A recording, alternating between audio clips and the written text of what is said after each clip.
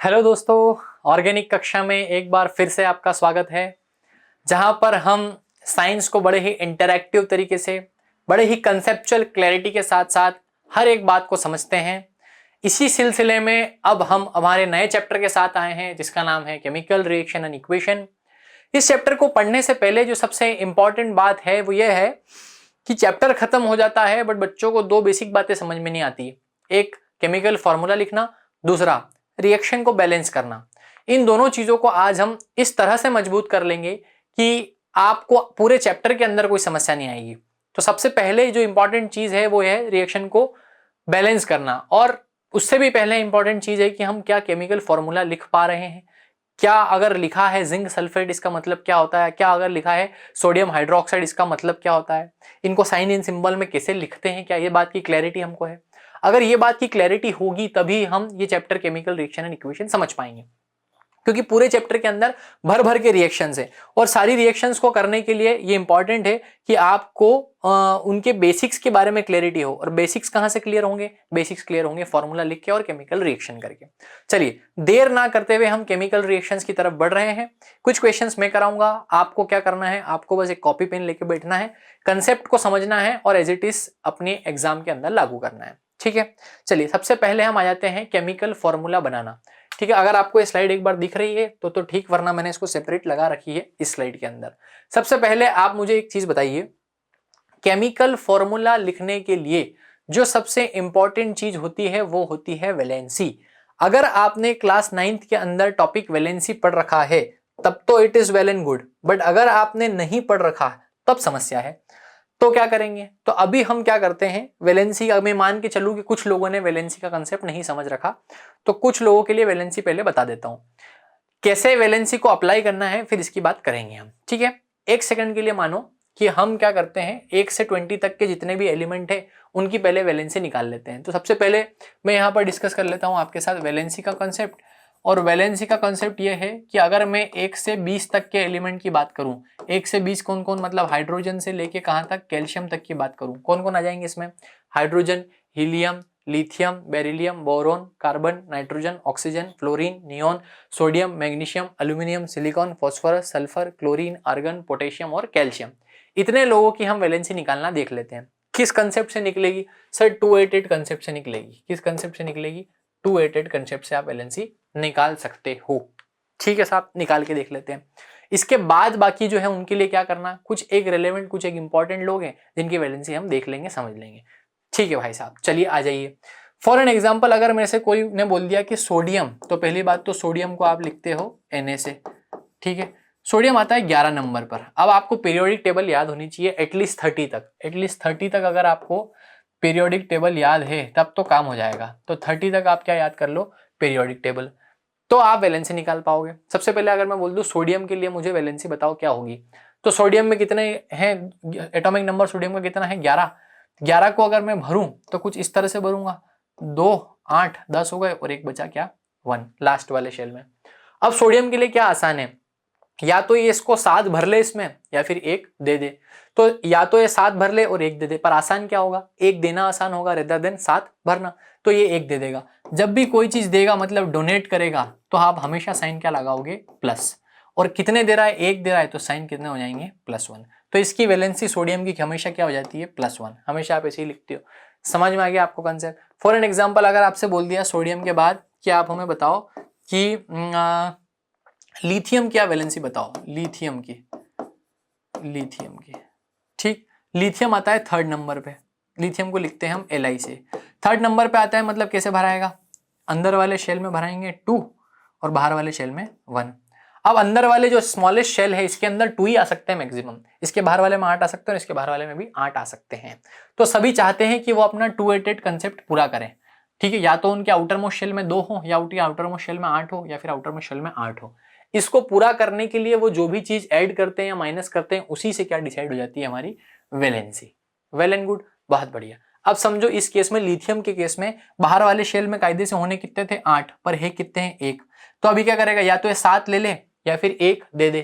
तो इसके लिए आसान क्या होगा? 1 देना। तो ये 1 डोनेट कर देगा। फिर चूंकि ये 1 डोनेट कर रहा है तो मैं साइन क्या लगा दूंगा? मैं साइन लगा दूंगा प्लस। कितने डोनेट कर रहा है? 1 डोनेट कर रहा है, इसलिए मैं क्या बोल दूंगा इसको? +1। समझ में आ गई। तो आप हाइड्रोजन से लेके कैल्शियम तक किसी की भी वैलेंसी, अगर आपको एटॉमिक नंबर याद है तो किसी की भी आप वैलेंसी निकाल सकते हो। फॉर एन एग्जांपल मैं मैग्नीशियम की बात कर लेता हूँ, क्लोरीन की बात कर लेते हैं, चलो एक नॉन मेटल को भी ले लेते हैं। अगर मैं क्लोरीन की बात कर लेता हूँ, ठीक, क्लोरीन आता है 17 नंबर पर। 17 नंबर पर आता है तो इसको आप कैसे, ऐसे से, अब मेरे को मुंह जुबानी चीजें याद है कौन कितने नंबर पे आता है, आप अगर प्रैक्टिस करेंगे तो आपको भी चीजें याद हो जाएगी, लेकिन आपको बार बार प्रैक्टिस तो करनी ही पड़ेगी। 17 नंबर पे आता है, मतलब 2, 8 और कितने 7। अब लास्ट वाले शेल में 8 आ सकते हैं, यहां पर कितने हैं 7। तो इसके लिए क्या आसान हो गया, इसके लिए आसान हो गया कि भाई तू एक ले ले, तो ये एक ले लेगा, ले लेगा मतलब क्या करेगा, रिसीव करेगा। डोनेट के लिए हम लगा रहे थे पॉजिटिव साइन, रिसीव करने के लिए या फिर एक्सेप्ट, तो क्या लिख दूं मैं, एक्सेप्ट, या रिसीव करने के लिए वो साइन लगा जाएगा हमारा नेगेटिव। और नेगेटिव कितना ले रहा है, एक ही ले रहा है, एक ले लेगा तो ये 8 हो जाएगा, तो -1। तो क्लोरीन की जो वैलेंसी हो जाती है वो होती है Cl माइनस, भाई क्लोरीन की वैलेंसी हो जाती है, क्लोरीन की वैलेंसी होती है -1, लिथियम की हो लाई +1, ठीक, सोडियम की हो जाती है +1।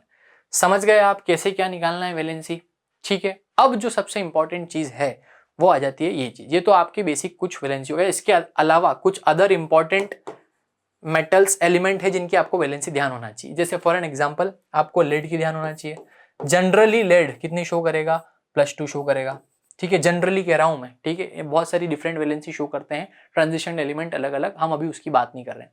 जैसे आयरन जो है वो 2 रिएक्शन शो करता है, स्टेट शो कर रहा है, एक +2 भी शो करता है और कभी कभार +3 भी शो करता है। +2 कब शो करता है सर, जब सल्फेट के साथ होता है तो +2 शो करता है, ऑक्सीजन के साथ ये +3 शो करता है। अभी हम देखेंगे कैसे इसको अप्लाई करना है।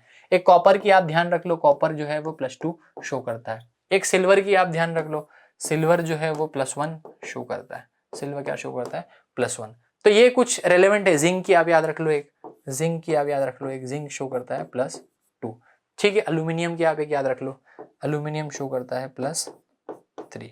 बस ये इतने अगर आपने कर लिए तो 10th लेवल तक के लिए इतनी वैलेंसी ये पर्याप्त रहेगी। 1 से 20 तक के निकाल लो और बाकी की याद रख लो। जैसे लेड की +2 याद रखी, सिल्वर की +1 याद रख ली, Fe की +2 +3 याद रख ली, Cu +2 याद रख ली, L +3 याद रख ली, और 1 से 20 तक के एलिमेंट के लिए 2 8 कंसेप्ट से निकाल ली, याद रखने की जरूरत नहीं है, ठीक है, कुछ एक याद रख ली।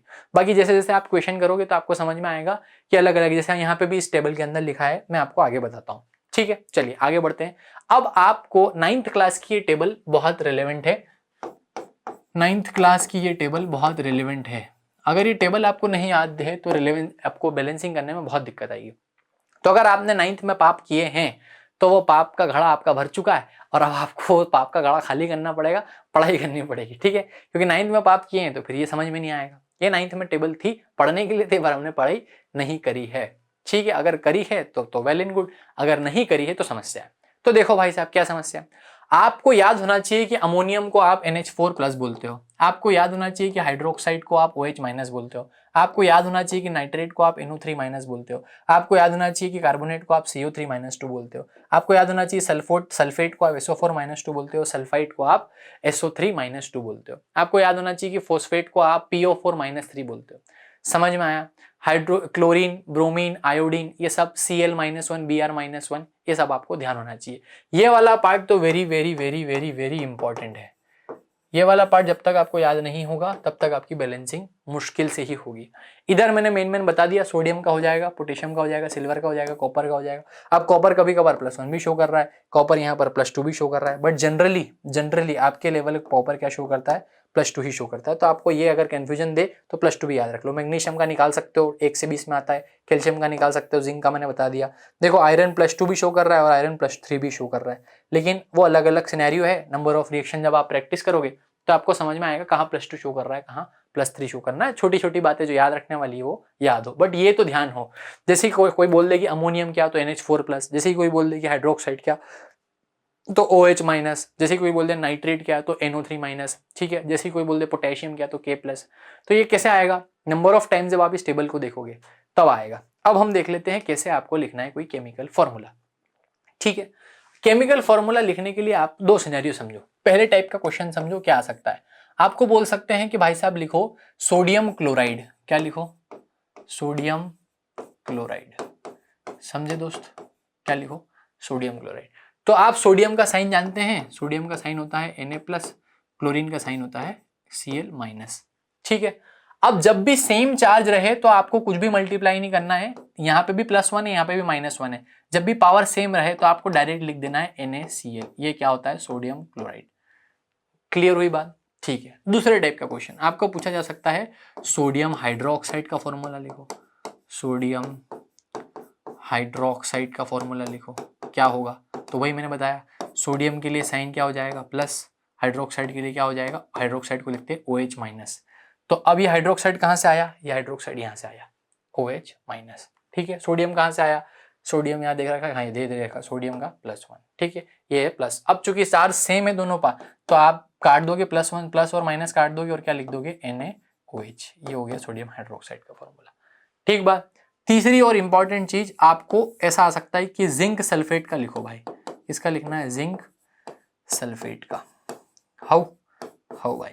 तो जिंक की वैलेंसी हो जाएगी हमारी +2, सल्फेट को हम लिखते हैं SO4 -2। चूंकि यहाँ पर अभी भी नंबर ऑफ पावर सेम है, +2 और -2, तो बराबर कट जाएंगे तो आप डायरेक्ट क्या लिख दोगे? ZnSO4, zinc sulphate. क्लियर हो रही है सारी बातें? अगर पावर सेम है तो आपको एज इट इज लिख देना है।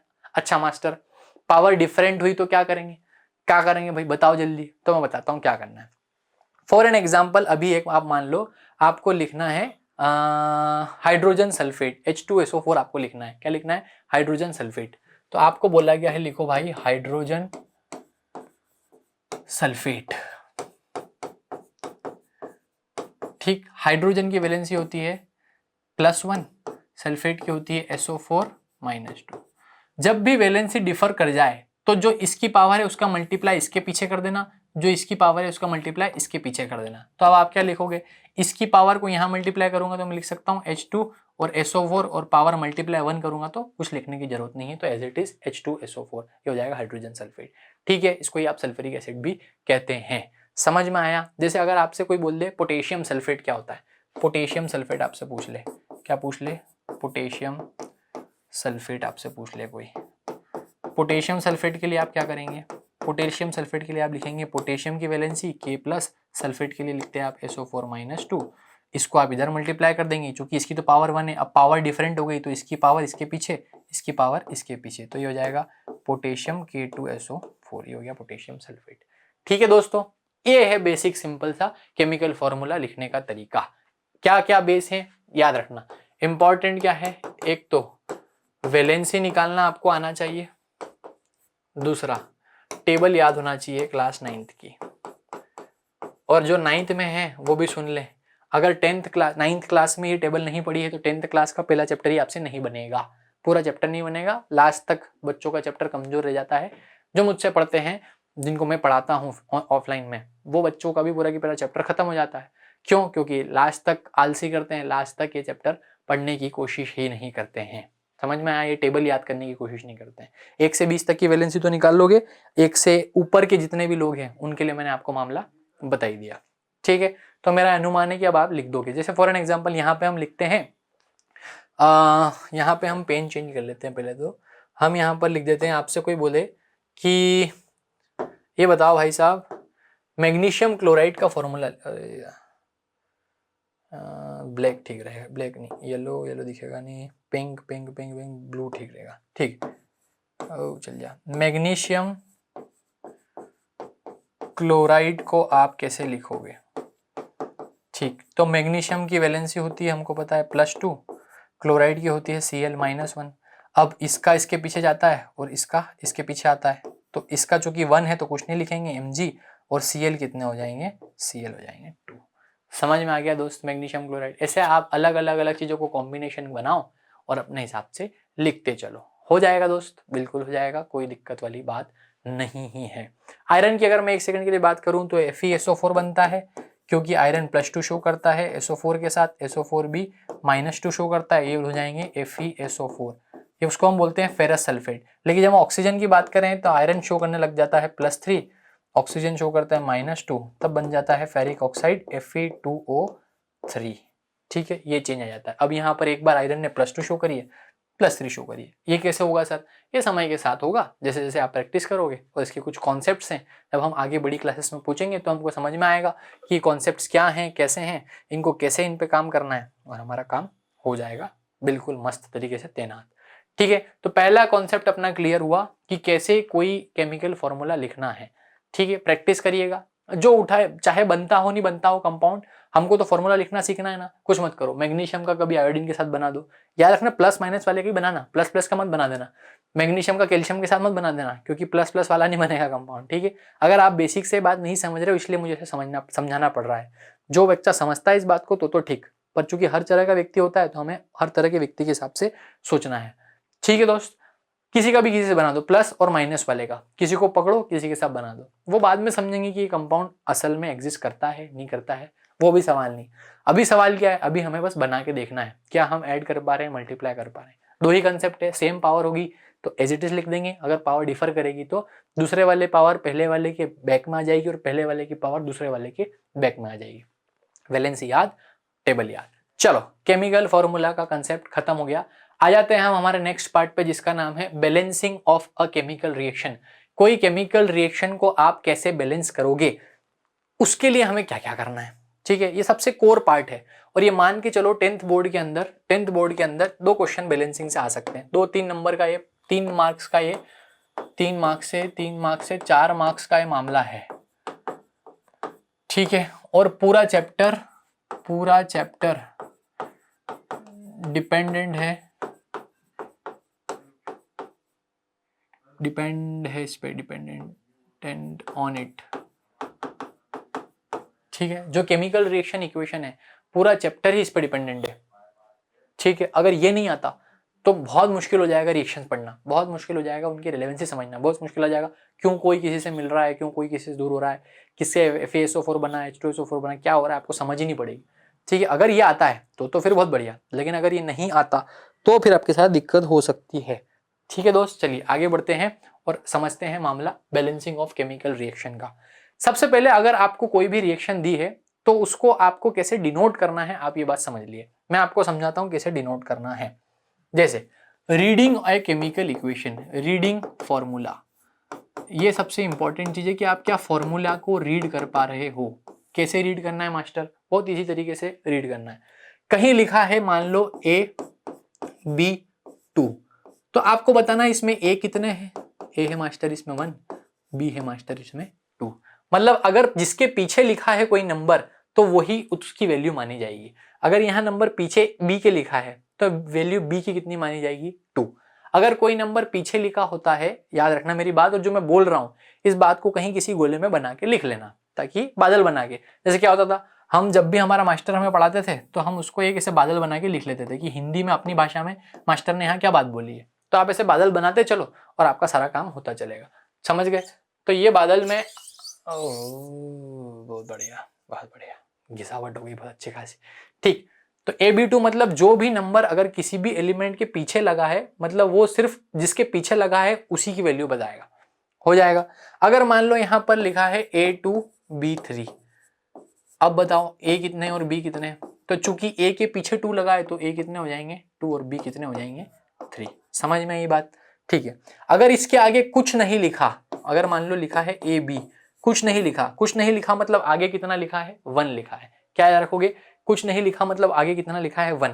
तो जो आगे चीज लिखी होती है वो दोनों पे कॉमन है, बादल बना के ये बात भी लिख लो, क्या जो बात आगे लिखी होती है वो दोनों चीजों पर कॉमन लागू होती है। यानी जो अगर मान हम यहाँ कुछ नहीं लिखा मतलब क्या मानेंगे 1, तो 1, अरे कैसा 1 हो गया रे, 1 भी ढंग का नहीं रहा हमारा, ये बहुत बढ़िया। तो अगर कुछ नहीं लिखा तो हम क्या मानेंगे, यहाँ लिखा है 1, तो A भी कितना है इस केस में 1 है भाई साहब, और B भी कितना है इस केस में 1 है भाई साहब। समझ गए दोनों बातें? समझ गए मास्टर जी, बहुत अच्छे से समझ गए। अच्छा, अगर कोई चीज आगे लिखी है, मतलब अगर कहीं ऐसा लिखा है 2AB, ठीक है, हमारा पहली रीडिंग हो गई, ये हमारी दूसरी रीडिंग हो गई, ये हमारी तीसरी रीडिंग हो गई और ये हमारी चौथी रीडिंग हो गई। कहीं ऐसा लिखा है 2AB, इसका मतलब मैंने क्या बताया था, जब भी कोई नंबर, बादल नंबर 1 में आप ये लिखोगे कि जब भी कोई नंबर किसी एलिमेंट के नीचे लिखा है, मतलब जिसके नीचे लिखा है उसी के उतने नंबर माने जाएंगे। जैसा हमने यहाँ देखा। बादल नंबर 2 में आप ये लिखोगे जब भी कोई नंबर पूरे कंपाउंड के आगे लिखा है तो उसके अंदर जो जो भी एलिमेंट है वो उतने उतने माने जाएंगे। जैसे ये पूरे कंपाउंड AB के आगे लिखा है 2, तो AB कितना हो जाएगा इस केस में 2, और B भी हो जाएगा कितना इस केस में 2। समझ में आया? कॉन्सेप्ट नंबर मतलब फॉर्मूला रीडिंग नंबर 5। अगर मान लो कहीं लिखा है A2B3 होल ट्वाइस, ऐसा लिखा है, तो आप क्या करोगे? अब concept number third, concept number third ये कहता है कि आपको चीजें हमेशा बैलेंसिंग के अंदर मल्टीप्लीकेशन फॉर्म में ले जानी है। जैसे अब ये पूरे होल पे लगा है, मतलब इस 2 का मल्टीप्लाई आप 3 में करोगे, 2 + 3 5 नहीं करोगे। मतलब बैलेंसिंग ऑफ रिएक्शन हमेशा मल्टीप्लीकेशन फॉर्मेट में पढ़ी जाती है। मतलब रीडिंग हमेशा फॉर्मूले की कैसे फॉर्म में पढ़ी जाती है? मल्टीप्लीकेशन फॉर्म ऑफ रीडिंग होती है, ठीक है, मल्टीप्लीकेशन फॉर्म ऑफ रीडिंग होती है फॉर्मूले की, रेदर देन एडिशन। एडिशन कब होगा? जब एक ही रिएक्टेंट पे दो चीज एडिशन फॉर्म में लिखी होगी। वो मैं आगे बताऊंगा आपको कैसे रीड करना है। अब मैं बता रहा हूँ आपको, कोई अगर सिंबल दिया है तो उसका मतलब क्या क्या है वो समझो। तो इसका मतलब क्या हो गया? यहाँ पर A कितने हो गए? 2 का, ये होल पे है चूंकि 2 एक बाहर, तो इस 2 का इस 2 से मल्टीप्लाई करेंगे तो A हो जाएगा 4, और इस 2 का इस 3 से मल्टीप्लाई करेंगे क्योंकि B 3 के नीचे, तो 3 सिर्फ B वाले पार्ट के लिए माना जाएगा अकॉर्डिंग टू रूल 1, और B 3 × 2 के हिसाब से कितना हो जाएगा? 6। समझ में आया? तो अगर होल के ब्रैकेट में भी कोई चीज लिखी है तो भी मल्टीप्लाई होगी। और रूल नंबर 6 मतलब रीडिंग नंबर 6 की अगर कोई चीज ऐसे लिखी है 2AB, भाई अगर कोई चीज ऐसे लिखी है 2AB होल ट्वाइस, अब क्या होगा? अब देखो A के नीचे कुछ लिखा है क्या? कुछ नहीं लिखा है, मतलब कितना? 1। तो मतलब A तो हम क्या मान सकते हैं यहाँ पे 1 है। अब आगे लिखी है मतलब वो सब पे कॉमन लागू होती है, हमने भी पढ़ा जब भी कोई चीज आगे लिखी होती है तो सब पे कॉमन आती है। मतलब यहाँ पे भी फिर मल्टीप्लीकेशन का रूल लगेगा। ये आगे वाली वैल्यू इसके नीचे की वैल्यू से मल्टीप्लाई कर देंगे तो ये वाली इस A की वैल्यू आ जाएगी, आगे वाली वैल्यू B के नीचे की वैल्यू से मल्टीप्लाई कर देंगे तो B की वैल्यू आ जाएगी। तो A हो जाएगा हमारा 2 और B हो जाएगा हमारा 4। क्लियर है भाई साहब? क्लियर है। तो 6 तरह की रीडिंग आपने समझ ली। अगर मान लो ऐसा लिखा है कहीं पे, ठीक है, मान लो अगर आपको कहीं ऐसा दिखा है कि PbNO3 होल ट्वाइस, अब इसमें आपसे किसी ने पूछ लिया भाई कि Pb कितने हैं, N कितने हैं और O कितने हैं। ठीक, O एकमात्र अकेला सेपरेट एलिमेंट है, N सेपरेट एलिमेंट है और Pb एलिमेंट। ये लेड कहते हैं इसको, इसको नाइट्रोजन कहते हैं, इसको ऑक्सीजन कहते हैं। ठीक, Pb के नीचे कोई नंबर दिख रहा है क्या? नहीं दिख रहा साहब, तो 1 मान लेंगे। आगे कोई नंबर है, नहीं दिख रहा, मतलब 1 मान लेंगे, तो 1 × 1 Pb कितना हो जाएगा? 1। N के नीचे कोई नंबर दिख रहा है क्या? नहीं दिख रहा साहब, तो मतलब कितना मान लेंगे? 1। N के आगे कोई नंबर है? कोई नहीं दिख रहा, मतलब 1 × 1 1 हो जाएगा। अच्छा, 3 के नीचे कोई नंबर दिख रहा है क्या? हाँ सर दिख रहा है, तो 3 कितना हो जाएगा? 3 हो जाएगा, प्लस होल के ब्रैकेट में कुछ दिख रहा है क्या? दिख रहा है, तो × 2 कर देंगे तो कितना हो जाएगा? 6। क्या ये बात सही है? आपको लगता है ये बात बिल्कुल गलत है। क्यों? क्योंकि अभी हमने नाइट्रोजन के होल को कंसिडर नहीं किया। तो नाइट्रोजन तो 1 है लेकिन इनटू में होल था 2, तो इसलिए नाइट्रोजन अब कितने होंगे? 2। अब ये बात परफेक्टली सही है। Pb, ये बात देखो, अगर ये ऐसा लगा होता कि Pb को भी इंक्लूड करते 2, तब आप Pb का 1 × 2 करते, लेकिन यहाँ NO3 को ही इंक्लूड किया है 2, इसलिए आप इंक्लूड नहीं करेंगे Pb को। समझ में आया? तो क्या आप रीडिंग कर लेंगे? 4 रूल है। पहला, अगर कोई नंबर आगे लगा है तो वो पहला, अगर कोई नंबर किसी एलिमेंट के पीछे लगा है मतलब वो जिसके पीछे लगा है उसी को मानेंगे। दूसरा, अगर कोई नंबर किसी के आगे लगा है तो सभी पे इक्वली लागू होगा। अगर कोई नंबर आगे भी लगा है पीछे भी लगा है तो चीजें मल्टीप्लीकेशन में चली जाएगी। जिस जिसके होल में लगा है उसके रिस्पेक्ट में चीजें मल्टीप्लीकेशन फॉर्म में आपको रीड करनी पड़ेगी। तो ये तो बेसिक्स रीडिंग हो गई। इसी फॉर्म में आपको फॉर्मूले दिखेंगे। कैसे फॉर्मूले दिखेंगे? जैसे मैंने PbNO3 होल ट्वाइस लिखा, आपको कोई दे देगा H2SO4 बताओ, H2SO4 2H2SO4 बताओ, तो 2H2SO4 में आपको बताना है हाइड्रोजन कितने हैं, सल्फर कितने हैं और ऑक्सीजन कितने हैं। तो हाइड्रोजन भाई साहब, हाइड्रोजन के नीचे तो 2 लिखा है लेकिन आगे लगा है तो सब पे लागू होगा, रूल नंबर 2 था। तो ये 2 को 2 से मल्टीप्लाई कर देंगे तो हो जाएगा 2 × 2 कितना? 4 हाइड्रोजन। अच्छा, सल्फर के नीचे कुछ नहीं लिखा मतलब 1 है, और लेकिन आगे लगा है 2, तो 2 × 1 मतलब कितना हो जाएगा? 2 हो जाएगा। ऑक्सीजन के नीचे कुछ नहीं लिखा, लिखा है साहब, कितना लिखा है? 4 लिखा है, और आगे कॉमन भी 2 है, और हमने पढ़ा है मल्टीप्लीकेशन में चलती है चीजें, तो कितना हो जाएगा? 8 हो जाएगा। तो ऑक्सीजन कितने हैं इसके, हाइड्रोजन कितने हैं यहाँ पे? 4, और सल्फर H कितना है यहाँ पर? 2, और ऑक्सीजन यहाँ पर कितनी है? 8। ये H2SO4 का हो गया। ऐसा किसी भी कंपाउंड का आ गया। मान लो तुम्हें एक होमवर्क देता हूँ मैं कि Al2O3 में आपको बताओ, Al2O3 होल ट्वाइस के अंदर आप बताओ कि A कितने हैं, Al कितने हैं, एल्यूमिनियम कितने हैं और ऑक्सीजन कितने हैं। निकालो फटाफट फटाफट। अगर निकाल पा रहे हो तो बहुत बढ़िया। देखो एल्यूमिनियम के नीचे 2 लिखा है और होल में 4 है, तो 2 इंटू 2 4, क्योंकि चीजें कैसी चलती है, मल्टीप्लीकेशन फॉर्म ऑफ रीडिंग होता है किसी भी फॉर्मूले का। 3 इंटू 2 कितना हो जाएगा यहाँ 6, आगे कुछ नंबर है क्या, नहीं, मतलब 1 है, तो 6 इंटू 1 वापस 6, तो कितना हो जाएगा ऑक्सीजन 6। ऐसे सिंपल सिंपल सी आपको चीजें ध्यान रखनी है, ठीक है, इस तरह की चीजें हो जाएगी। अब एक इंपॉर्टेंट कंसेप्ट समझो, अगर मैं यहाँ लाइन गिना दूं और नया पेन ले लूं कंसेप्ट समझाने के लिए, तो नया कंसेप्ट क्या कह रहा है, देखो मान लो अगर आपको कहीं ऐसा बोला जाए कि एक तरफ लिखा है रिएक्टेंट PbO, PbNO3 को ही तोड़ लेते हैं एक सेकंड के लिए, रुको,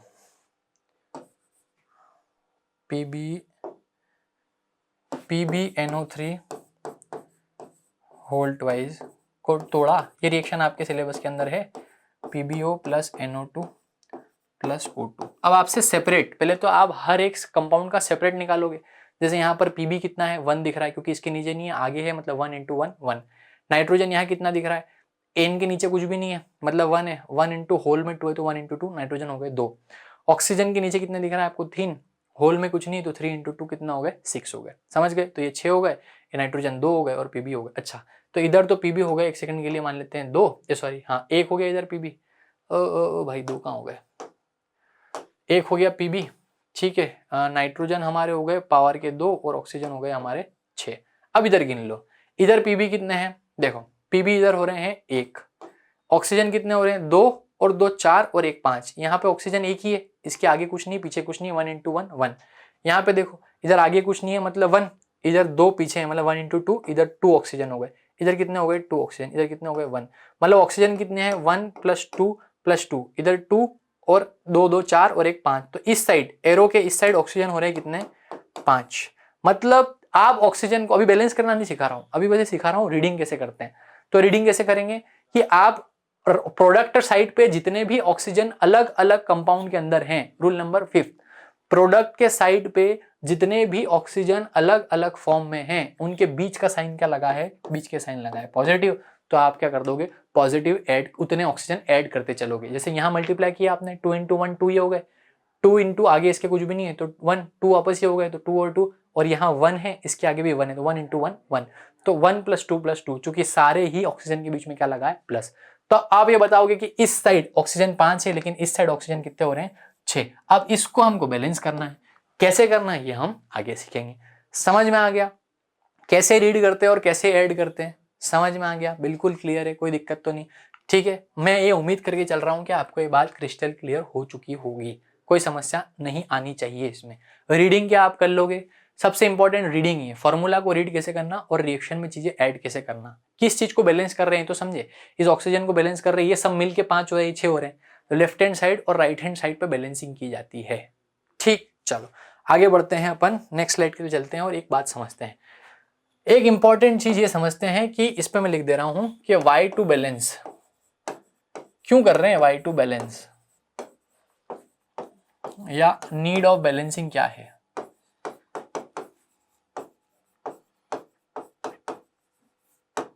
क्या जरूरत आन पड़ी भाई साहब बैलेंसिंग करने की। देखो जब भी आप एक केमिकल रिएक्शन देखोगे ना तो उसमें कुछ A प्लस B इधर मिलके कुछ B प्लस 2A ऐसा कुछ दे देगा। मान लो ऐसी कोई रिएक्शन बन रही है, ठीक है, या ऐसा लिख लो कि हाँ ठीक है यही समझ लो। अब इस तरफ B कितने हैं 1 है, इधर B कितने हैं 1 है, इधर A कितने हैं 1 है, लेकिन इधर A कितने हैं 2 है। तो B तो बैलेंस है लेकिन A बैलेंस नहीं है, तो सर क्या करें। अब हमको पता है कि किसी भी रिएक्शन के अंदर मास हमेशा क्या रहेगा, सेम रहेगा। इसी को हम क्या बोलते हैं, law of conservation of mass, law of conservation of mass. मतलब आप मास को कंजर्व करोगे, जितना मास इनिशियल था इस साइड को आप बोल देते थे रिएक्टेंट, इस साइड को आप बोल देते हो प्रोडक्ट। सारे रिएक्टेंट का जो मास है, रिएक्टेंट का जो मास है वो मास प्रोडक्ट के मास के बराबर आना चाहिए, इसलिए हम बैलेंसिंग करते हैं साहब। इधर प्रोडक्ट का मास 2 आ रहा है और उसको हम नंबर के फॉर्म में देख रहे हैं, क्योंकि 2 का जो मतलब 1 का जो आ रहा है वो 2 गुना आएगा 2 में, समझ में आया। तो हमने मास को यहाँ नंबर फॉर्म में बैलेंस कर लिया, मास नहीं लिखा आपने, एल्यूमिनियम का मास नहीं लिखा, लेकिन आपने एल्यूमिनियम को नंबर के फॉर्म में बैलेंस कर लिया, समझ में आया। तो क्यों बात कर रहे हैं, ताकि law of conservation of mass valid रहे, जितने रिएक्टेंट में मास है उतने ही मास किधर रहे, प्रोडक्ट के अंदर मास रहे, रिएक्टेंट में जितना मास है उतना ही मास किधर रहे, प्रोडक्ट में मास रहे। इसी को आप क्या कहते हो, law of conservation of mass. ठीक बात। तो हमको ये बैलेंस करना है। अब चूंकि यहाँ पर 2A है लेकिन एल्यूमिनियम यहाँ कितना है 1, तो क्या करूं मैं कि ये 2 हो जाए, तो चीजें आपको इधर 2 कर देनी है। अब ये रिएक्शन बैलेंस हो गई। समझ में आया? आपने बस आगे 2A कर दिया। क्लियर है? कोई दिक्कत नहीं, कोई दिक्कत नहीं। ठीक है, कंसेप्ट नंबर 6 समझिए। ये कंसेप्ट नंबर 5 था, कंसेप्ट नंबर 6 समझिए। जितने भी कंसेप्ट मैंने पढ़ाए आपको, आपने अगर इसे बादल बना के उनको लिखा होगा तो कोई दिक्कत नहीं आएगी, लेकिन अगर नहीं लिखा है मेरी बातों को सुन के तो फिर परेशान होते रहना, दिक्कत आपको आती ही चलेगी। कंसेप्ट नंबर 6 क्या कहता है? कंसेप्ट नंबर 6 आपको एक बात कहता है कि अगर मान लो कोई रिएक्शन है जिसमें A प्लस B दे रहे हैं 2A प्लस B, अब B तो बैलेंस है लेकिन A बैलेंस नहीं है, तो आप एडिशन कहाँ करोगे? ठीक है, आप एडिशन कहाँ करोगे किसी रिएक्शन को बैलेंस करने के लिए? या तो आप एडिशन यहाँ करोगे, या तो आप एडिशन यहाँ करोगे, यहाँ तो आप एडिशन यहाँ करोगे, और यहाँ तो आप एडिशन यहाँ करोगे। यानी एडिशन हर एक एलिमेंट के आगे ही होगा, इस पोजीशन पे ही होगा। तो अगर मुझे इसको बैलेंस करना है, B तो 1 है, B तो 1 है, A इधर 2 है, इधर A कितना है 1 है, तो यहाँ 1 है, तो मैं क्या करूँ कि ये 2 हो जाए? तो सब कुछ मत करो, इसका 2 से मल्टीप्लाई कर दो। तो अब मैं कहाँ करूँ? यहाँ नहीं लिख सकता मैं 2, ये गलत हो जाएगा। मैं कहाँ लिखूंगा? यहाँ लिखूंगा 2A plus B gives 2A plus B. ठीक है, अगर मान लो ये क्वेश्चन ऐसा आता, इसको मैं हटा दूं, ये क्वेश्चन मान लो ऐसा आता A2, अब भी ये बैलेंस है क्योंकि अभी भी A कितने हैं 2, तो आप कहाँ बैलेंस करोगे? इसको आगे बैलेंस करोगे। ये सबसे इंपॉर्टेंट, एडिशन हमेशा आगे होगा और जो भी एडिशन होगा वो सभी पे लागू होगा इक्वली। ठीक है, अगर मान लो 2A भी लिखा होता तो वो A के लिए भी माना जाता और B के लिए भी माना जाता।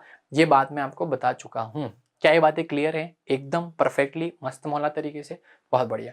बिना देर करे इस चीज का स्क्रीनशॉट ले लो क्योंकि ये हमारे उसका बोर्ड का पार्ट है, इनर बोर्ड का पार्ट है, तो ये डिलीट हो जाएगा। इससे पहले ये डिलीट हो जाए, मतलब ये पीडीएफ में नहीं मिलेगा आपको ये इनर बोर्ड वाला पार्ट, सिर्फ ये वाला पार्ट, बाकी सब तो मिल जाएगा। ये वाला पार्ट अगर नोट्स नहीं बना रहे हैं तो स्क्रीनशॉट ले लो, और बना रहे हैं तो बहुत ही बढ़िया। ठीक है, इनर बोर्ड का पार्ट है तो इसलिए चलो यहाँ आ जाओ। ये वाली पीडीएफ तो आपको मिलेगी, ये सब मिलेगा आपको, चिंता मत करो, है ना। ये मिलेगा, ये मिलेगा, ये मिलेगा, ये मिलेगा, सब मिलेगा। बस वो इनर बोर्ड वाला एक्सप्लेनेशन, क्योंकि स्लाइड एड नहीं करी थी तो मैंने उसको इनर बोर्ड पे समझा दिया। पूछ लूंगा मैं सर से इनर बोर्ड को भी मिल सकता है क्या, तो समझा देंगे उसको। बढ़िया, वाह यार, बहुत शानदार। ठीक है, balancing of a chemical reaction, कैसे बैलेंस करना है? देखो वे समझ लो बैलेंस करने का। वे क्या रहेगा? सबसे पहले आपको बैलेंस करना है मेटल। किसको बैलेंस करना है आपको? मेटल। दूसरा आपको बैलेंस करना है नॉन मेटल। दूसरा आपको क्या बैलेंस करना है? Non metal. तीसरा आपको बैलेंस करना है ऑक्सीजन, और सबसे लास्ट में आपको बैलेंस करना है हाइड्रोजन। एक तरीका और होता है जो आपको स्कूल में सिखाया गया होगा, left hand side right hand side, left hand side right hand side, balance कर करके देखो, वो भी ठीक तरीका है। जिन लोगों को उससे समझ में आए उससे कर लो, इजी तरीका है, लेकिन ये थोड़ा ज्यादा बेहतर तरीका मुझे लगता है। इस केस में आप टफ से टफ रिएक्शन सॉल्व कर सकते हो। जैसे ही आपने सबसे पहले मेटल, अब सर मेटल क्या कहा, तो मेटल वो होते हैं जो कि अपना इलेक्ट्रॉन डोनेट करते हैं। ठीक है, उनके ऊपर पॉजिटिव चार्ज आता है, वो मेटल कहलाएंगे। ठीक है, कुछ नहीं है, थोड़ा बहुत मेटल है, आप देख लेना किताब में कौन कौन से मेटल है। मेन जैसे आयरन हो गया, ठीक है, कॉपर हो गया, लेड हो गया, ठीक है, टिन हो गया, लिथियम हो गया, ठीक है, टिन हो गया, और जिंक हो गया। ठीक है, ये ऐसे कुछ मेटल होते हैं एक्सेट्रा, ये सब क्या कहलाएंगे? मेटल। जिनके ऊपर भी पॉजिटिव चार्ज लग जाए वो सब क्या हो जाएंगे? मेटल। जिनके ऊपर भी, जिनकी वैलेंसी पॉजिटिव हो, तो वैलेंसी जिनकी क्या हो? वैलेंसी पॉजिटिव हो, वो सब क्या कहलाएंगे? मेटल। ये कौन है? जिनकी वैलेंसी क्या हो? नेगेटिव, वो सब क्या हो जाएंगे? Non metal. अभी इसको ऐसे समझ लो, ऑक्सीजन को आप जानते ही हो, हाइड्रोजन को आप जानते ही हो। बैलेंस कैसे करना है किसी रिएक्शन में? सबसे पहले आप मेटल बैलेंस करोगे, फिर नॉन मेटल बैलेंस करोगे। जैसे ही आप मेटल बैलेंस करने के बाद नॉन मेटल पे आओगे और नॉन मेटल को बैलेंस करोगे, अगर कुछ भी चेंज किया है तो वापस किसको चेक करोगे? मेटल को चेक करोगे। फिर वापस मेटल के बाद नॉन मेटल बैलेंस करोगे, नॉन मेटल मेटल बैलेंस हो गया, उसके बाद आप किस पे बढ़ोगे? ऑक्सीजन को। जैसे ही ऑक्सीजन बैलेंस किया उसके बाद वापस चेक करोगे कहां पर क्या मेटल बिगड़ा है, फिर मेटल को बैलेंस करोगे, फिर नॉन मेटल को बैलेंस करोगे, फिर ऑक्सीजन को बैलेंस करोगे। अगर ये तीनों बैलेंस हो गए फिर आओगे हाइड्रोजन पे। जैसे ही हाइड्रोजन को बैलेंस करने के लिए आप कुछ शब्द मतलब कुछ नंबर ऐड करोगे, उस ऐड करते ही वापस किसको चेक करोगे? मेटल को चेक करोगे। फिर metal, non metal, oxygen, hydrogen balance हो गए तो you are good to go, आपकी रिएक्शन बैलेंस हो जाएगी। कुछ नहीं करना है, हर एक रिएक्शन में कुछ भी बैलेंस करने के बाद जो भी नंबर ऐड करो वापस किसको चेक करो, मेटल को। मतलब कुछ भी ऐड करने के बाद आपको कहाँ जाना है, वापस मेटल पे जाना है। इस तरह से आपकी रिएक्शन पूरी बैलेंस हो जाएगी। Left hand side right hand side वाला कंसेप्ट भी इजी कंसेप्ट है, सीधा कंसेप्ट है, बाकी ये मुझे तो अच्छा यही लगता है। ठीक है साहब, हो पाएगी सारी चीजें, बहुत बढ़िया। समझते हैं कैसे, ठीक है, आइए रिएक्शन के माध्यम से समझते हैं। चलो, लेकिन देखो एक नोट ध्यान रखना। नोट क्या ध्यान रखना है? नोट ये ध्यान रखना है कि अगर किसी रिएक्शन में मेटल नॉन मेटल नहीं समझ में आ रहे हैं तो किसी को भी ऊपर ले लो, किसी को भी नीचे ले लो, पर जिसको भी ऊपर लो फिर बार बार वहां ऊपर से चेक करके आना पड़ेगा। जिसको भी सेकंड नंबर पे लो फिर बार बार आपको, मतलब जब भी सेकंड नंबर पे लो तो फिर उसको मेटल के बाद ही चेक करना पड़ेगा। मतलब नहीं समझ में आ रहा है कि यार ये मेटल है तो लिख दो किसको भी ऊपर, लेकिन ऑक्सीजन और हाइड्रोजन को सबसे अंत में लिखना है। और फिर जब भी आप मेटल के बाद नॉन मेटल पे आओ फिर इसको चेक करने के बाद वापस कहाँ जाओगे आप, मेटल पे। पहली बात तो ये। दूसरा नोट तो ये, दूसरा नोट क्या, पहला नोट जो मैंने आपको बोला कि नहीं समझ में आया है, if unable to identify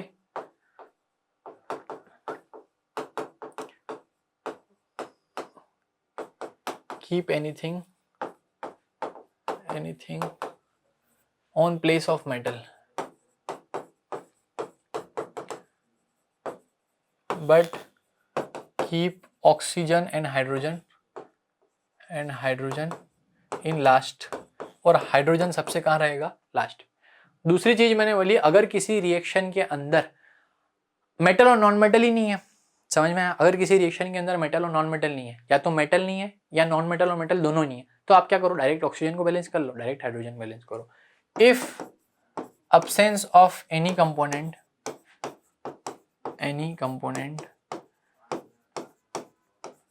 then directly balance given one।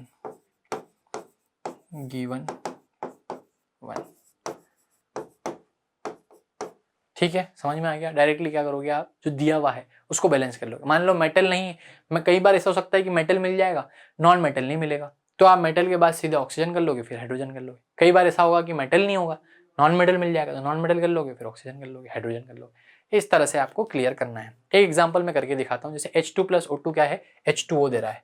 H2 + O2 क्या दे रहा है, H2O। ये रिएक्शन ये लिख रखी, इसको मैं यहाँ लिख के कर दे रहा हूँ।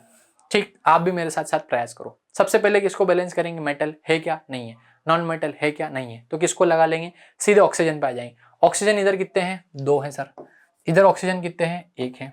क्या करूं कि इधर ऑक्सीजन 2 हो जाए, सर 2 का मल्टीप्लाई कर दो। अभी मैंने तुमको बताया मल्टीप्लीकेशन हमेशा कहाँ होगा, यहाँ होगा, तो मल्टीप्लाई कर दूंगा 2। ठीक है, अच्छा ऑक्सीजन बैलेंस हो गए, 2 ऑक्सीजन इधर भी, 2 ऑक्सीजन इधर भी। तो अब क्या करें, हाइड्रोजन पे आ जाओ। हाइड्रोजन इधर कितने हैं, 2, लेकिन अब इधर आपने जब 2 ऐड किया तो हाइड्रोजन कितने हो गए, 2, तो इसके नीचे लगाए और 2 कितने हो गए, 4, तो हाइड्रोजन हो गए 4। तो इधर हाइड्रोजन हो गए 4, इधर रह गए 2। क्या करूं मैं कि ये 4 हो जाए, तो सर कुछ मत करो, यहाँ एक 2 लगा दो। तो अब 2 × 2 4 हाइड्रोजन हो गए, 2 × 2 4 हाइड्रोजन हो गए। ऑक्सीजन 2 हो गए, और ऑक्सीजन O के नीचे तो कुछ नहीं है और कॉमन में है 2, तो ऑक्सीजन कितने हो गए, 2। इतना ईजी है किसी रिएक्शन को बैलेंस करना। समझ में आई बात, है ईजी, कोई दिक्कत तो नहीं, कोई दिक्कत नहीं, बहुत बढ़िया। आ जाओ अगली रिएक्शन को, zinc + HCl give Zn + HCl gives ZnCl2 + H2। ZnCl2 + H2। देखो जिंक की वैलेंसी पॉजिटिव होती है तो जिंक क्या हो जाएगा, मेटल। क्लोरीन की वैलेंसी नेगेटिव होती है तो क्लोरीन क्या हो जाएगा, नॉन मेटल। ठीक है, तो मैं क्या बोल देता हूँ, सबसे पहले किसको बैलेंस करूंगा, जिंक। इधर भी जिंक कितना है, 1 है सर, इधर भी कितना है, 1, तो मेटल तो बैलेंस है। आ जाओ किस पे, नॉन मेटल। नॉन मेटल है क्लोरीन। क्लोरीन इधर कितना है, क्लोरीन इधर है 1, इधर कितना है क्लोरीन, क्लोरीन इधर है सर 2। क्या करूं कि इधर वाला क्लोरीन भी 2 हो जाए, इधर 2 है, इधर वाला क्लोरीन भी 2 हो जाए। माइनस नहीं कर सकते आप, ऐसा नहीं कर सकते इसको माइनस कर दो, ऐसा नहीं होगा। ठीक है, अच्छा क्योंकि चीजें मल्टीप्लीकेशन फैक्टर में चलती है बैलेंसिंग के अंदर। क्या करें, कुछ मत करो सर, ये वाला जो 2 है ना, अगर इसको 2 बनाना है लेफ्ट हैंड साइड पे, तो यहाँ आगे मल्टीप्लाई हमेशा आगे होगी चीजें, तो यहाँ कर दो। ठीक है भाई साहब, यहाँ कर दी, तो अब क्लोरीन भी कितने हो गए, 2 इधर हो गए, 2 इधर हो गए। कुछ भी चेंज करने के बाद किसको चेक करेंगे हम, मेटल को। तो हमने चूंकि यहाँ एक नंबर ऐड किया, तो जैसे ही आप कोई नंबर ऐड करोगे तो आप कहाँ जाओगे, वापस मेटल। यहाँ लिख देता हूँ ऐड। जैसे ही आप कोई नंबर कहीं भी ऐड करोगे, किसको चेक करोगे, मेटल। हमारे यहाँ पर 2 ऐड करने से क्या मेटल पे कोई फर्क पड़ा, कोई फर्क नहीं पड़ा, तो कुछ भी लेन देन नहीं करना है। ठीक है, मेटल बैलेंस है, नॉन मेटल बैलेंस। अब आ जाओ ऑक्सीजन पे। ऑक्सीजन इस रिएक्शन के अंदर है ही नहीं, छोड़ दो। कहाँ आ जाओगे, हाइड्रोजन। हाइड्रोजन यहाँ कितने हैं, 2, यहाँ कितने हैं, 2, बैलेंस हो गई रिएक्शन। समझ में आया, मतलब सिर्फ एक 2 लगाने से आपकी रिएक्शन बैलेंस हो गई है। हो जाएगा क्या बेटा? हो जाएगा ही, कोई दिक्कत, कोई भी दिक्कत नहीं आनी चाहिए। तीसरी रिएक्शन एक और बैलेंस करते हैं यहीं पे। तीसरी रिएक्शन लेते हैं CaO प्लस H2, यहीं कर दे रहा हूँ। CaO ये रिएक्शन हो गई है, एक बार बिना देखे आप इसको वापस करना इस जगह में। CaO plus H2O give CaOH whole twice. देखो इसमें कोई नॉन मेटल नहीं है, मतलब मेटल तो है पर नॉन मेटल नहीं है। मेटल कौन है? Ca। इधर Ca कितना है? 1, इधर Ca कितना है? 1। ऑक्सीजन इधर कितना है? एक ऑक्सीजन ये और एक ऑक्सीजन ये, दोनों के बीच में साइन क्या लगा है? प्लस, मतलब 1 + 1 2। तो लेफ्ट हैंड साइड पे पूरे ऑक्सीजन कितने हो गए? 2। राइट हैंड साइड पे ऑक्सीजन O के होल में क्या लगा है? 2। तो इधर भी कितने हो गए? 2। मतलब ऑक्सीजन भी क्या है? हमारी बैलेंस। हाइड्रोजन को चेक कर लो, हाइड्रोजन इधर कितने हैं? 2। इधर भी हाइड्रोजन H के बाहर कितना लगा है? 2। तो हाइड्रोजन भी हमारी बैलेंस है। तो ये क्या है? ऑलरेडी ए बैलेंस्ड रिएक्शन है। तो ये ऑलरेडी बैलेंस्ड रिएक्शन है। समझे कैसे करना है? बैलेंस्ड रिएक्शन, ठीक है, बहुत बढ़िया, इजी है, बिल्कुल इजी है, कोई समस्या वाली नहीं, एकदम इजी लेवल का था। थोड़े से मॉडरेट लेवल पे आ जाते हैं, ठीक, समझो मॉडरेट लेवल को। एक सेकंड के लिए पानी पी ले तुम्हारा भाई, उसके बाद समझो।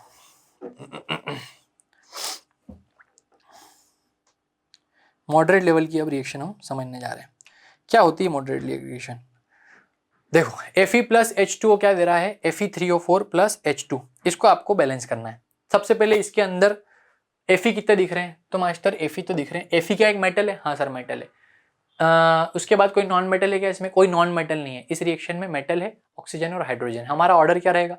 ऑर्डर रहेगा सबसे पहले हम बैलेंस करेंगे मेटल को, मेटल के बाद नॉन मेटल, जैसे ही कोई नंबर ऐड करेंगे मेटल को चेक करेंगे। आ जाओ, मेटल 1 है, Fe कितना है? 3। क्या करूँ सर? इधर भी 3 हो जाए? कुछ मत करो सर, यहाँ पर 3 लगा दो। ठीक है, लगा दिया। अब किसको चेक करेंगे? अब चेक करेंगे नॉन मेटल, नॉन मेटल तो है नहीं। अब चेक करते हैं ऑक्सीजन को। ऑक्सीजन इधर कितना है? O इधर है 4, इधर O कितना है? 1 ही है सर। क्या करूँ? इधर 4 लगा दो सर। 4 लगा दिया। अब ऑक्सीजन इधर भी कितना हो गया? 4। इधर ऑक्सीजन कितना है? 4। जैसे ही कोई नंबर ऐड किया, किसको चेक करोगे? मेटल को। क्या यहाँ नंबर ऐड करने से मेटल पे फर्क पड़ा? नहीं पड़ा सर। Fe इधर भी 3, अभी भी Fe 3 है। 4 ऑक्सीजन, 4 ऑक्सीजन। अब किसको चेक करोगे? हाइड्रोजन को। हाइड्रोजन इधर कितने? 4, यहाँ लगाया आपने 4, 4 × 2 कितने हो गए? 8। और यहाँ पर कितने हैं? 2। क्या करूँ कि ये भी 8 हो जाए? सर यहाँ 4 लगा दो। 4 × 2 8। अच्छा, कुछ भी ऐड किया तो किसको चेक करोगे? मेटल। क्या मेटल बैलेंस है? हाँ बैलेंस है। क्या ऑक्सीजन बैलेंस है? हाँ बैलेंस है। क्या हाइड्रोजन बैलेंस है? बैलेंस है। तो ये रिएक्शन अब क्या हो गई? एक बैलेंस रिएक्शन हो गई। समझ में आ गया बेटा? आगे एक और क्वेश्चन करते हैं। Al plus HCl give AlCl3 plus H2। क्या है? Al plus HCl give AlCl3 plus H2। Reaction समझो। यहाँ पर ये हो गया मेटल, क्लोरीन हो गया नॉन मेटल, इसके अंदर ऑक्सीजन नहीं है, हाइड्रोजन है डायरेक्ट। तो एल्यूमिनियम की वैलेंसी चेक करो सबसे पहले। मेटल को चेक करते हैं। मेटल इधर भी 1 है, इधर भी 1 है। उसके बाद नॉन मेटल पे आ जाओ। क्लोरीन इधर 1 है, इधर कितना है? 3। क्या करूँ कि इधर 3 हो जाए? सर इधर 3 लगा दो। ठीक है साहब, इधर 3 लगा दिया। अगर इधर 3 लगा दिया तो अब चेक करो इसके 3 लगाने से इधर कोई फर्क पड़ा क्या? सर कोई भी फर्क हमको नहीं पड़ा। तो क्या करेंगे? कोई भी फर्क यहाँ पे हमको फर्क नहीं देखने को मिला। किस पे? एल्यूमिनियम पे। तो एल्यूमिनियम अभी भी बैलेंस है, नॉन मेटल हमारा बैलेंस हो गया। बजाओ हाइड्रोजन पे। हाइड्रोजन इधर कितने हो गए? 3 हो गए। इधर हाइड्रोजन कितने हैं? 2 है। क्या करूं मैं कि इधर हाइड्रोजन 3 है और इधर 2 है, तो इसको बैलेंस हो जाए। तो एक नंबर बढ़ा के देखते हैं। अगर मैंने यहाँ 1, अभी तो 1 ही है, 1 रखेंगे तो कोई समस्या नहीं। अब मैं इसको 2 कर लेता हूँ। कितना कर लेता हूँ? 2 कर लेता हूँ। अब इधर हाइड्रोजन कितने हो गए? 4 हाइड्रोजन हो गए। इधर हाइड्रोजन कितने? 3। तो मामला बढ़ गया, इधर एक नंबर और बढ़ गया। तो अब क्या करें कि इधर 4 है, इधर 3 है। सर एक काम करो, आप एक काम करो, इसको 4 कर लो, इसको हटा के 3 की जगह क्या कर लो? सर यहाँ पे आप कर लो 4। तो अब मैंने 4 कर लिया। अब जब मैंने इधर 4 किया तो मुझे क्या देखना है? जैसे ही मैं कोई नंबर ऐड करूंगा, मैं कहाँ जाऊंगा? मेटल पे। मेटल पे कोई फर्क नहीं आया। क्लोरीन पे फर्क आया क्या? हाँ आ गया सर। क्लोरीन अब इधर हो गए 4 और इधर कितने क्लोरीन हो गए? AlCl3 के 3 ही क्लोरीन रह गए। तो अब क्या करें? फिर समस्या, फिर रिएक्शन को आगे बढ़ाओ। देखो एल्यूमिनियम तो एल्यूमिनियम बैलेंस ही है। हाइड्रोजन 4 हो गए, लेकिन इस चक्कर में क्लोरीन बिगड़ गया। तो अब क्लोरीन को सेट करते हैं। क्लोरीन हो गए 4, लेकिन इधर क्लोरीन कितने हैं? 3। क्या करूँ? एक नंबर बढ़ा देता हूँ। नंबर बढ़ा देता हूँ तो यहाँ लिख देता हूँ 2। तो अब क्लोरीन कितने हो गए? 6। जैसे ही कोई नंबर ऐड किया, चेक करेंगे क्या मेटल बिगड़ा है? हाँ जी मेटल बिगड़ गया। मेटल बिगड़ गया। इधर हो गया मेटल एल्यूमिनियम 2, इधर कितना हो गया? 1। तो मैं क्या करूं? एल्यूमिनियम को वापस बैलेंस कर दूं। तो एल्यूमिनियम बैलेंस हो गया। अच्छा, क्या मेटल बैलेंस हो गया? हाँ सर एल्यूमिनियम तो बैलेंस है। क्या नॉन मेटल बैलेंस हो गया? नॉन मेटल बैलेंस नहीं हुआ सर। क्लोरीन है 4, इधर है क्लोरीन 6। क्या करूं कि मैं ये और बढ़ जाए? तो एक नंबर और बढ़ा लेते हैं। क्या बढ़ा लेते हैं? 5 कर लेते हैं इसको। एक एक स्टेप बाय स्टेप आपको जाना पड़ेगा, रिएक्शन थोड़ी अच्छी वाली है। स्टेप बाय स्टेप आप जाओ। अब क्या करो? आप इसको कर दो 5 कर दो। देखो इसको मैंने कर दिया 5। जैसे ही कोई नंबर ऐड किया देखेंगे एल्यूमिनियम पर फर्क पड़ा है क्या, नहीं पड़ा है सर, एल्यूमिनियम 2 है, इधर भी 2 है, ठीक है। अगर इधर 5 हो गया है तो इधर 5 Cl हो गए, इधर क्लोरीन कितने 3 × 2 6 हो गए सर, इधर तो 6 हो रहे हैं और इधर कितने 5, अभी भी एक क्लोरीन की कमी है।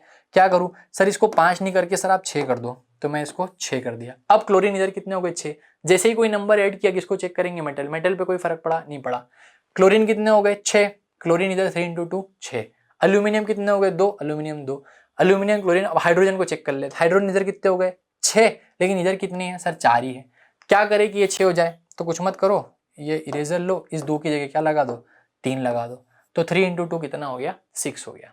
समझ में आया बेटा, 3 × 2 6, इधर भी 6। अब जैसे ही कोई नंबर ऐड किया मेटल को चेक करो, मेटल बिगड़ा नहीं बिगड़ा, क्लोरीन बिगड़ा मतलब नॉन मेटल बिगड़ा नहीं बिगड़ा, हाइड्रोजन बिगड़ा नहीं बिगड़ा। ये रिएक्शन अब क्या हो गई, एक बैलेंस रिएक्शन हो गई।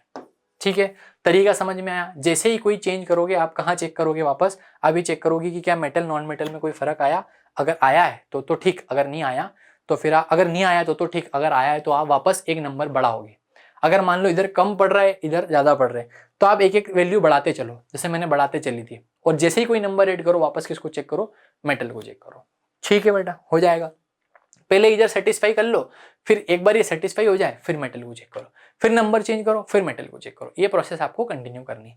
इधर समझो, इधर Na2CO3 को हम बैलेंस करते हैं, यहाँ पे मेटल हो जाएगा सोडियम, इधर मेटल हो जाएगा सोडियम, इधर भी क्लोरीन हो जाएगा नॉन मेटल, इसके अंदर ऑक्सीजन भी है और इसके अंदर हाइड्रोजन भी। सबसे पहले मेटल चेक करेंगे, इधर मेटल कितने हैं 2 है, इधर मेटल कितना है 1। क्या करूं मैं कि ये 2 हो जाए, सर यहाँ 2 लगा दो, ये 2 हो गया मेटल। ठीक है, अच्छा इसके बाद कौन आ जाएगा, नॉन मेटल। नॉन मेटल इधर कितना है 1, इधर कितना है 2, क्योंकि आपने 2 लगा दिया तो इधर कितने हो गए 2।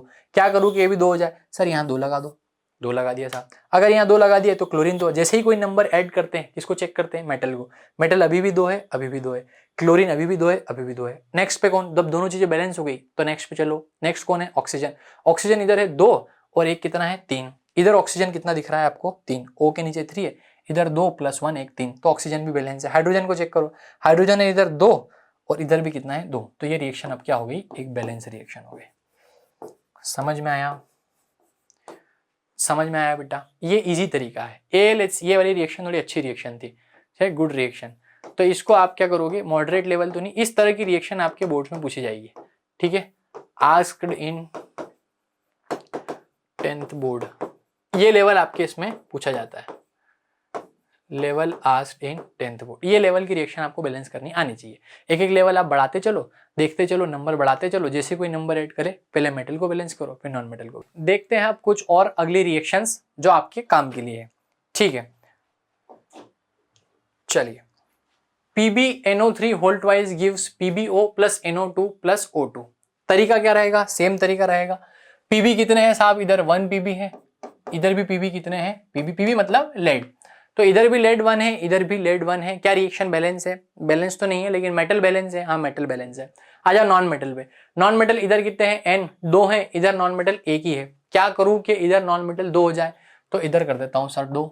कुछ भी ऐड करेंगे वापस किसको चेक करेंगे, मेटल को। क्या मेटल डिस्टर्ब हुआ, नहीं डिस्टर्ब हुआ, क्योंकि मेटल के साथ N है ही नहीं, तो मेटल डिस्टर्ब नहीं हुआ। Pb अभी भी 1 है, अभी भी 1 है। वापस नॉन मेटल पे आ जाओ, नॉन मेटल 2 है, नॉन मेटल 2 है। अब आ जाओ किस पे, अब आ जाओ आप ऑक्सीजन पे।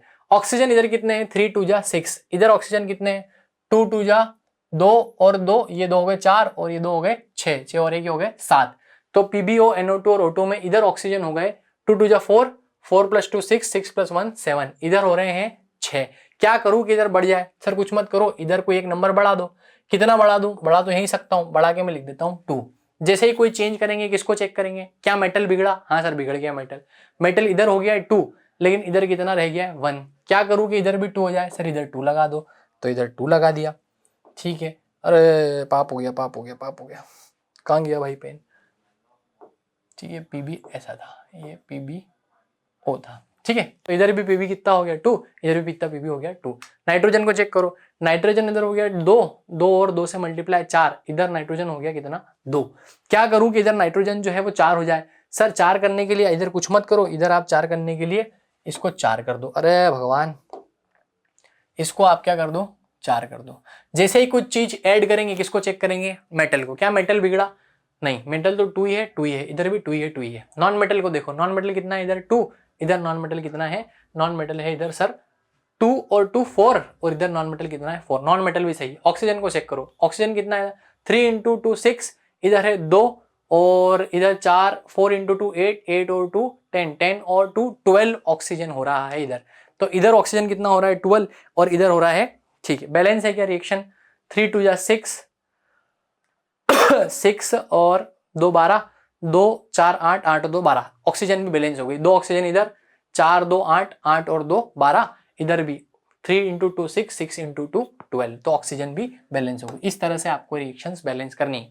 सबसे पहले क्या चेक करोगे, मेटल, फिर नॉन मेटल। जब भी एडिशन करोगे फर्स्ट स्टेप पे जाओगे, मेटल सुधारोगे, जैसे जैसे नंबर बढ़ते चलेंगे वैसे वैसे आप भी बढ़ाते चलना।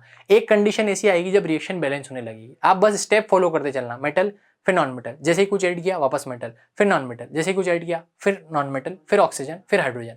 जैसे जैसे ऐड करते जाओगे वापस पहली स्टेप पे, क्या मेटल डिस्टर्ब तो नहीं हुआ ये चेक करेंगे, फिर नॉन मेटल, फिर ऑक्सीजन, फिर नेक्स्ट स्टेप। जैसे जैसे ऊपर की स्टेप क्लियर होती जाए फिर आपको नेक्स्ट स्टेप की तरफ बढ़ना है। बहुत बढ़िया।